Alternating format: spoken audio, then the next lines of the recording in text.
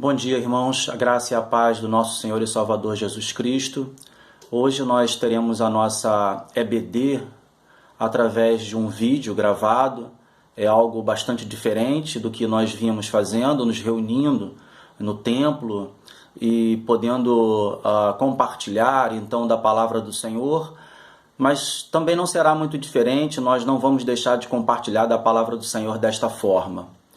Vivemos um momento bastante difícil, atípico, um momento onde precisamos ficar em casa. Essa é a orientação das autoridades.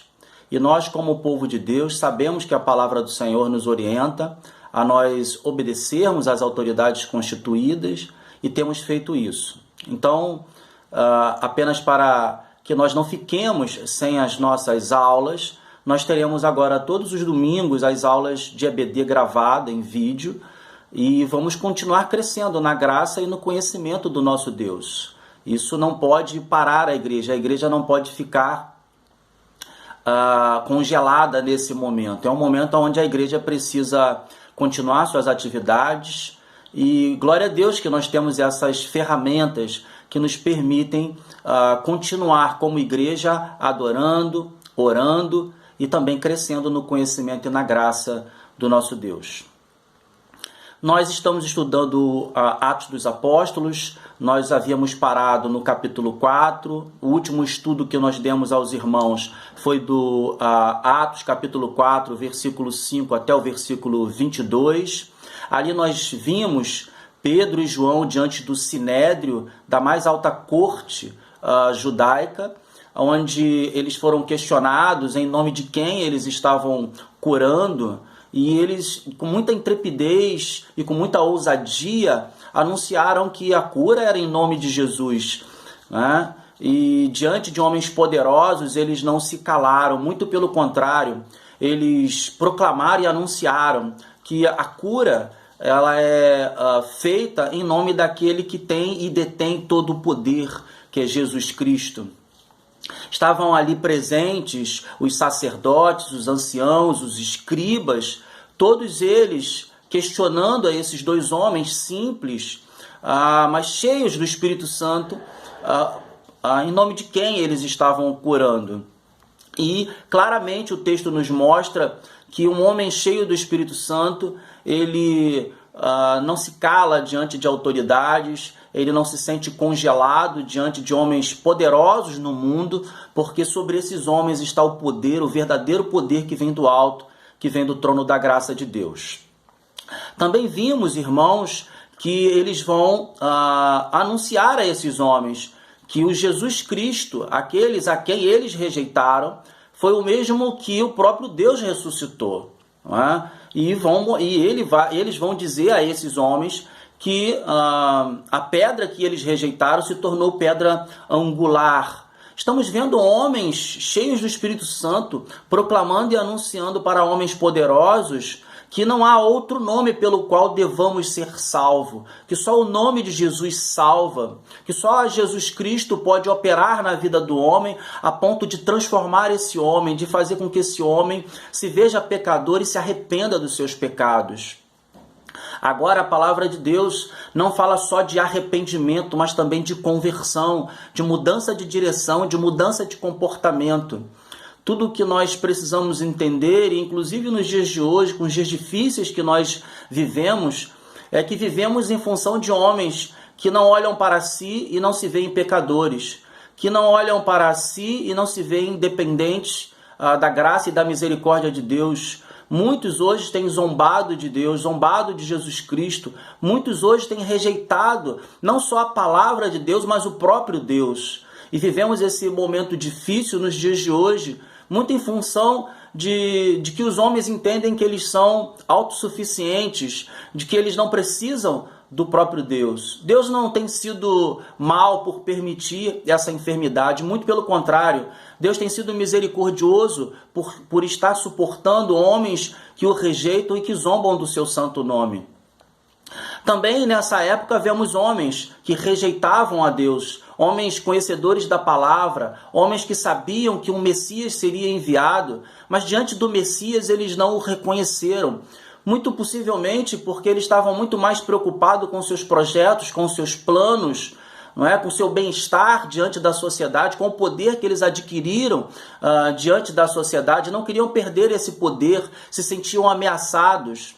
E Deus usa então dois homens simples, Pedro, um pescador, um homem sem estudo, mas que com tamanha intrepidez anuncia para o mundo que há um Senhor que nasceu, que viveu entre homens, que morreu na cruz do Calvário, mas lá não permaneceu, que ressuscitou e que está à destra de Deus Pai reinando. Já naquela época, a mensagem de Pedro é que o homem que Jesus Cristo foi, porque desceu do céu, se tornou homem, operou maravilhas e milagres. Esse mesmo homem que foi crucificado, que ressuscitou e subiu aos céus, não deixou de fazer milagres, permaneceu fazendo milagres, e que tudo o que eles estavam fazendo, não estavam fazendo por suas capacidades ou por sua competência humana, mas pelaquele que havia o chamado, o próprio Senhor e Salvador Jesus Cristo. E era isso que eles estavam anunciando, e que tornavam esses homens perplexos, é que esses homens, o Pedro, ele era um homem simples, um homem sem estudo, e o grande questionamento é como homens iletrados poderiam falar com tamanha autoridade. Diante de tudo isso, também havia o homem curado, o coxo, que permaneceu ao lado de Pedro. Ele era a prova viva da manifestação do poder de Deus através de Pedro. Uma prova incontestável. Agora, diante de tudo isso, esses homens poderosos, sacerdotes, anciãos, escribas, só lhes resta ameaçar esses homens para que eles se calem, para que as multidões não os sigam, para que as multidões não ouçam a palavra da verdade e sejam libertos, curados e transformados pela palavra. Então esses homens ameaçam Pedro e João, dizendo a eles que se calem, que eles não podem proclamar e anunciar isso.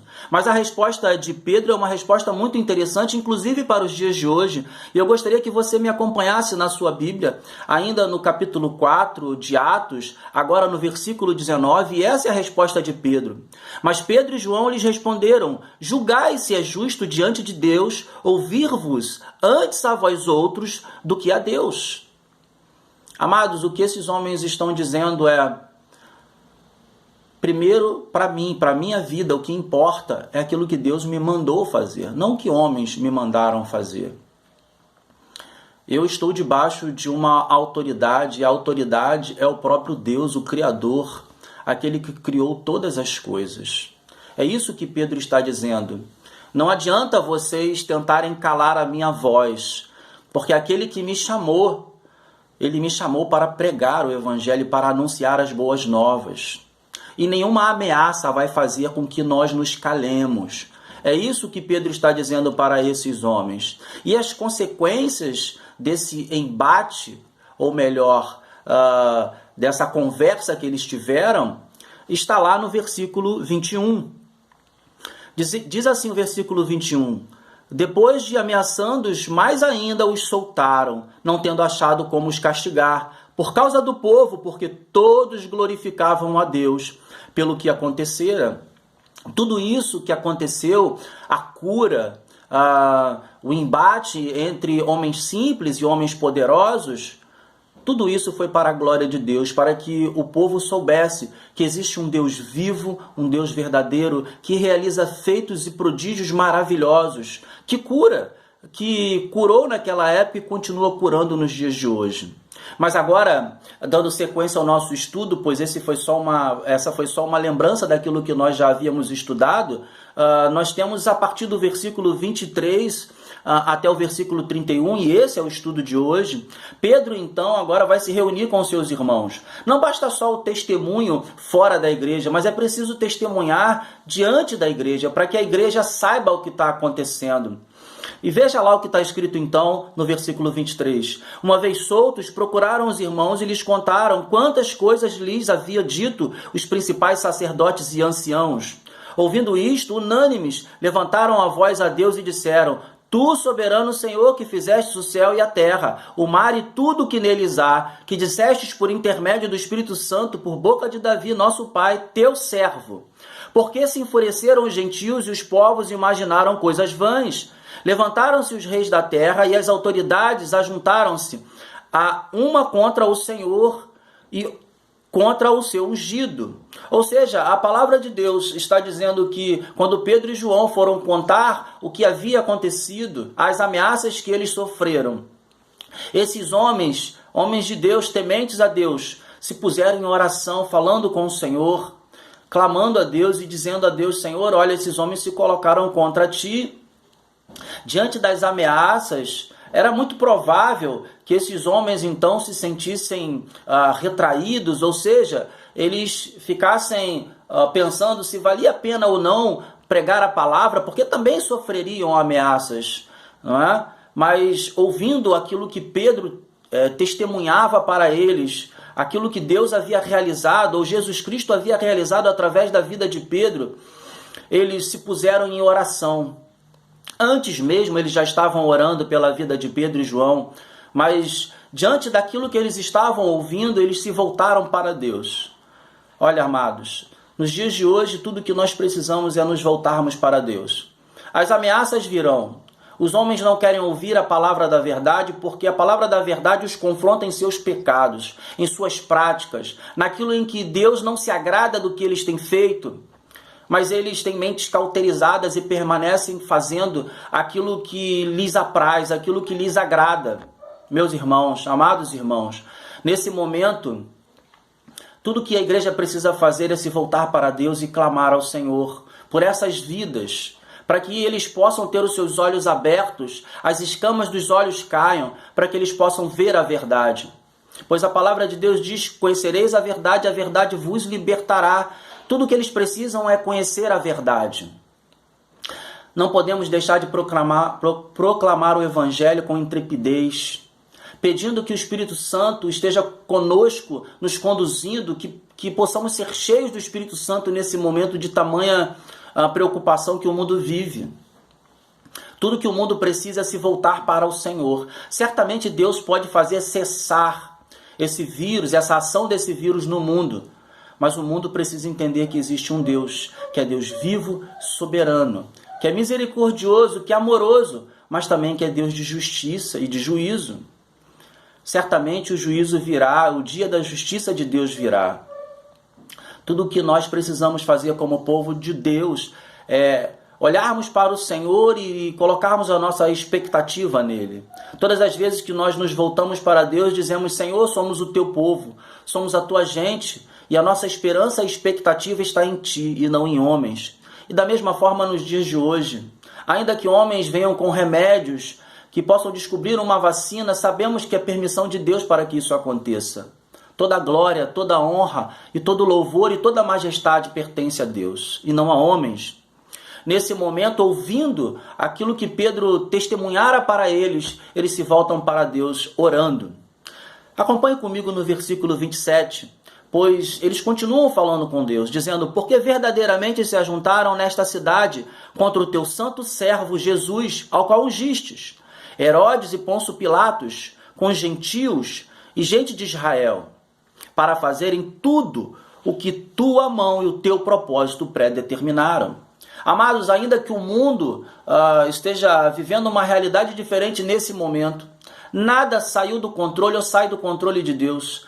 Tudo o que existe, Deus criou e Ele tem o controle total de tudo o que acontece. Não há nada que o homem possa fazer que possa vir surpreender a Deus. É isso que nós precisamos entender.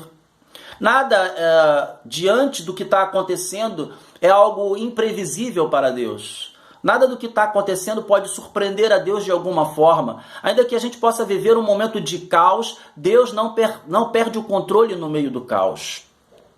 Tudo o que está acontecendo porque Deus permite que aconteça e Ele já sabia o que ia acontecer. Diferente também não era nessa época. É isso que eles estão dizendo. Senhor, para fazerem tudo o que tua mão e o teu propósito predeterminaram. Agora, Senhor, olha para as suas ameaças e concede aos teus servos que anunciem com toda a intrepidez a tua palavra. É interessante ressaltar que no versículo 29, diante do testemunho de Pedro, de João, de tudo o que eles disseram, da perseguição que eles sofreram, das ameaças, O povo de Deus, ele diante das ameaças, em vez de se recolher, de se retrair, de não querer passar pelas ameaças que Pedro e João passaram, eles oram pedindo a Deus: Senhor, age através de nós com a mesma intrepidez que agiu através de Pedro. Ou seja, eles querem proclamar o Evangelho, eles querem anunciar o Evangelho da verdade, ainda que eles sofram ameaças e perseguição. E é isso que nós devemos entender nos dias de hoje. A igreja não pode ficar paralisada, estagnada, a igreja não pode ficar petrificada. A igreja precisa seguir avante pregando o Evangelho da verdade, anunciando as boas novas, dizendo para o mundo que existe um Senhor soberano que vive e reina para sempre. O mundo não pode calar a nossa voz. O Deus que habita em nós espera de nós que nós o busquemos para agir com intrepidez diante do mundo, diante das dificuldades, diante das ameaças, diante dos poderosos, para que o nome deles seja exaltado e ele seja engrandecido. É isso que Deus espera de você, é isso que Deus espera de mim, é isso que a palavra de Deus nos ensina nesse momento. Versículo 30. Enquanto estendes as mãos para fazer curas, sinais e prodígios por intermédio do nome do teu santo servo Jesus. Seria muito comum que um homem natural pedisse a Deus que agisse com rigor sobre a vida desses homens, desses sacerdotes, desses anciãos, desses escribas, diante desses homens que rejeitam a Deus. Mas o pedido do povo de Deus, nesse momento, é para que Deus continue agindo com curas, sinais e prodígios. Essa deve ser a nossa oração. O juízo pertence a Deus, é Deus quem sabe como deve agir. Não sou eu quem devo pedir a Deus ou entender que tipo de justiça Deus deve ter para com o mundo. Nem você, meu amado. Tudo que nós precisamos pedir a Deus é que Ele haja com misericórdia, continue curando, continue salvando, libertando, agindo com sinais e prodígios. O grande fundamento dos sinais e prodígios não é para que o mundo veja os sinais e prodígios, mas para que seja uma porta aberta para a pregação da palavra.